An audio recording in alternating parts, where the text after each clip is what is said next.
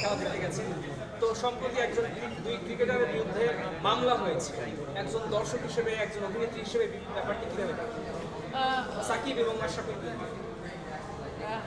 আসলে এটাও তো এক ধরনের মানে প্রশাসনিক প্রশ্ন।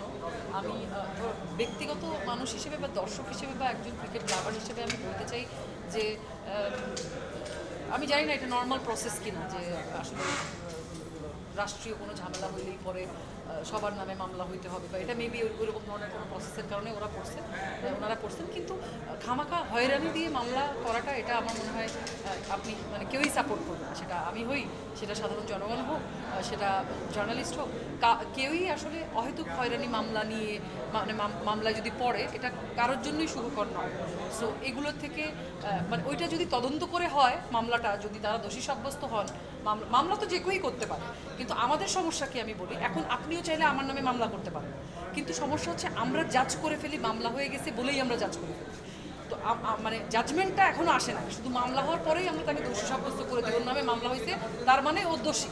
বিষয়টা তো তা না, মামলা তো যে কেউ করতে পারে, আমিও এমন করতে পারি আপনার এগেনস্টে মামলা, আপনি আমাকে এই প্রশ্ন করলেন, এই জন্য আমি আপনার বিরুদ্ধে মামলা করতে পারি, তার মানে কিন্তু আপনি দোষী নয়।